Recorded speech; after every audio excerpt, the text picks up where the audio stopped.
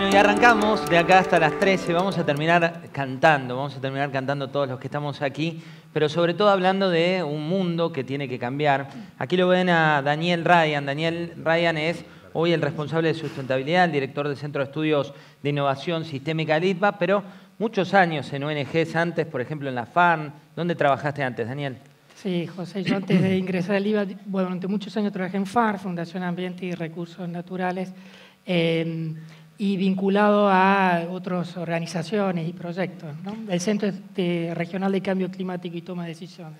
Uno mira la realidad actual y cuando está el dólar, sube el dólar, cuando hablas de pacto social, el bono, la coyuntura. Pero ¿cómo juega esto que es largo plazo?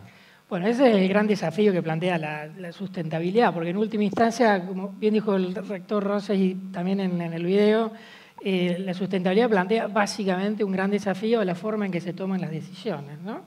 Tanto a internalizar las distintas dimensiones, las sociales, las ambientales, las económicas, a considerar los impactos de la decisión y fundamentalmente cómo integrar a largo plazo.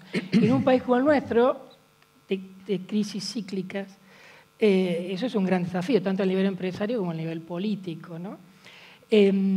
Yo creo que hay dos elementos importantes. Primero, no hay recetas, ¿no? Pero me parece que es necesario una mirada común sobre ciertos puntos importantes de donde el país quiere ir, ¿no? De alguna manera, lo que siempre exigimos de política de Estado, ¿no? Que también se plantea a título de que cuesta eso, ¿eh? Por supuesto, porque eso implica ir más allá del interés. La política, en muchos casos, se rige por los ciclos electorales y la sustentabilidad te exige pensar más allá, ¿no?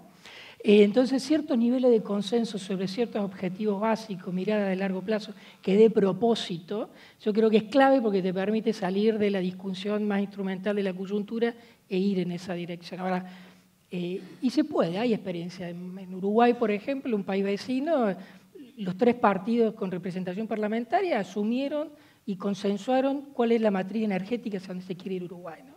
Ahora, en un país como el nuestro, además de esa mirada de futuro consensuada, de propósito, sabiendo que vivimos en Argentina, no en Suiza, y que estamos expuestos a estas crisis cíclicas, también hay que tener una gran capacidad adaptativa, ¿no? De poder saber adaptarse a circunstancias que son cambiantes en términos políticos, sociales y económicos, y para tener esa capacidad adaptativa es muy importante tener estos propósitos claros, ¿no? Esos propósitos, cuando uno dice no somos Suiza, tampoco somos Uruguay, ¿por qué cuesta tanto ese consenso? Cuando se habla de política de Estado, generalmente en la literatura de trabajo de estos temas dice, bueno, uno puede avanzar en esa dirección cuando tenés acuerdos de élite, las élites del país, empresariales, sindicales, políticas, tienen una visión común y avanzan en una dirección. En nuestro país los acuerdos de élite son muy difíciles. El otro elemento es cuando tenés una grande demanda social para ir en una dirección, ¿no? Que exige que las élites políticas y dirigenciales en general deban responder en esa dirección.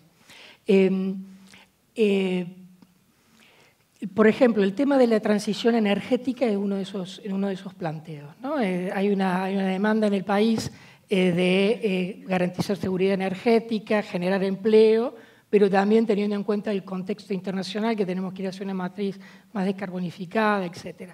Bueno, ese es un buen escenario en el cual desde el ITBA estamos trabajando conjuntamente con otras instituciones para pensar un futuro común y ciertos acuerdos que permita ir en esa dirección. ¿Y qué pasa con los consumidores? Digo, hay países donde ya directamente el consumidor castiga a las marcas que no son sustentables. En la Argentina todavía falta. Sí, el consumidor como un elemento de presión para modificar ya sea políticas públicas o políticas empresariales, en Argentina no tiene el peso que tiene en otros países, pero sin duda puede ser un incentivo para muchas marcas, tal vez no tanto en el sentido de la compra, pero sí en el sentido de cómo puede afectar el prestigio de una empresa y cómo es percibida, o de un gobierno, y es un elemento de demanda que puede orientar las conductas tanto empresariales como políticas para ir en una determinada dirección. Pero esa construcción de un consumidor activo, responsable, o al igual que un ciudadano activo, responsable, no es un fenómeno natural que se da naturalmente, sino que necesita un proceso de construcción. Y allí la educación, etcétera, cumple un rol central y clave. ¿Y qué pasa con las nuevas generaciones? ¿Te exigen cada vez más esa transversalidad? Absolutamente, y eso es muy interesante porque, por ejemplo, las encuestas de opinión señalan que la percepción de los temas ambientales y de sustentabilidad tiende a ser mucho más percibida favorablemente por las generaciones más jóvenes que por lo que ya tenemos algunos años. Y allí entonces hay que apuntar en eso. Ahora, esos son procesos más lentos, porque implican procesos de cambio cultural, que exigen tiempos largos, y la sustentabilidad, a la vez que nos exige pensar en eso y fomentar esos procesos de cambio, nos está exigiendo también demandas de cambio hoy. O sea que son como, y eso es uno de los desafíos que tienen las políticas de sustentabilidad, tenés que caminar en estos dos niveles, trabajar en un lado, en el cambio cultural, que por su propia naturaleza es de más largo plazo, pero también trabajar en cambios más concretos a nivel de políticas empresariales, decisiones de consumidor y políticas estatales en el corto y mediano plazo. Hablabas de estos nuevos acuerdos que hay que generar, de la dificultad entre las élites. ¿Qué pasa con la nueva agenda? Digo, ¿cuál es la nueva agenda que se está manejando en términos de sustentabilidad? Bueno, claramente la problemática del cambio climático ha generado un contexto, y en inglés se utiliza el término framing, digamos, un framing de la agenda de sustentabilidad muy importante. En el marco, exactamente. Y que plantea claramente un desafío de avanzar hacia sociedades y economías más descarbonificadas, ¿no?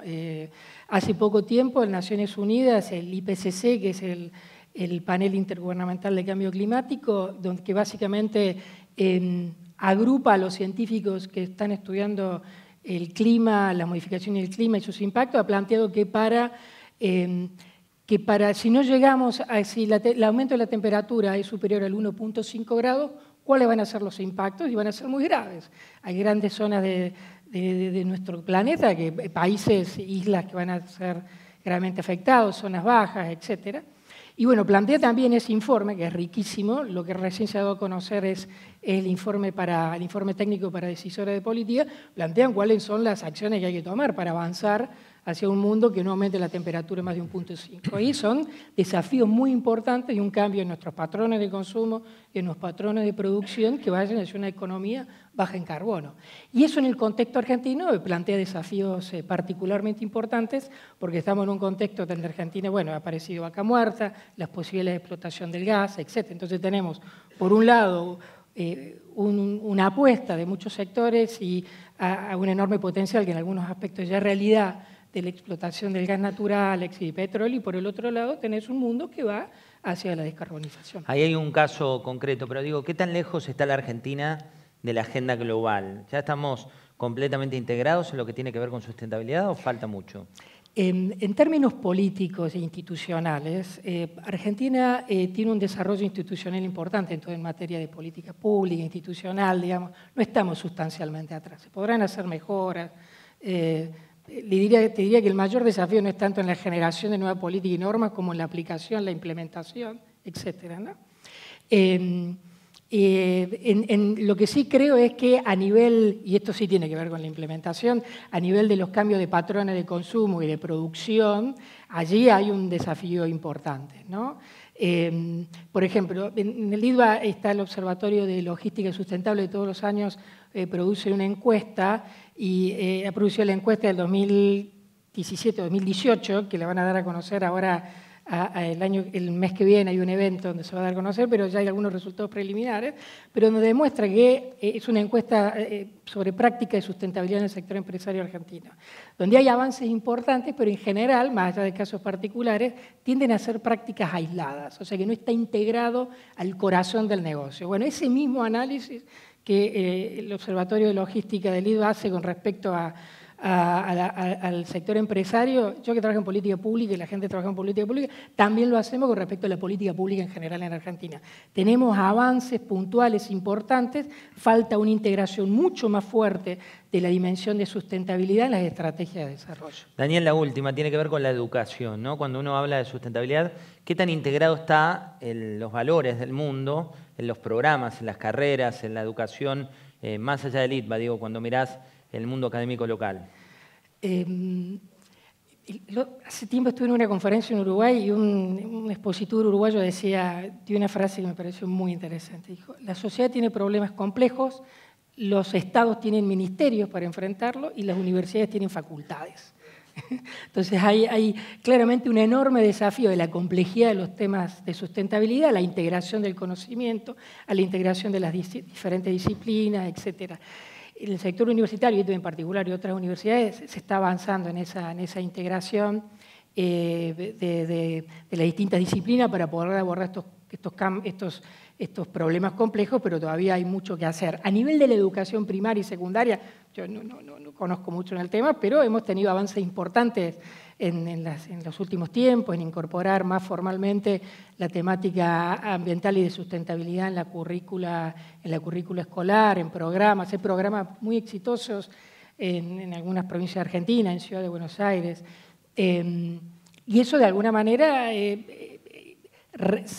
un reflejo, un indicador importante es cómo hay cambios de conducta, digamos, ¿no? Por ejemplo, hay trabajos muy interesantes que plantean cómo se modifica la forma en que una familia recicla y separa y recicla los residuos cuando los chicos de la primaria están de vacaciones y están en la casa.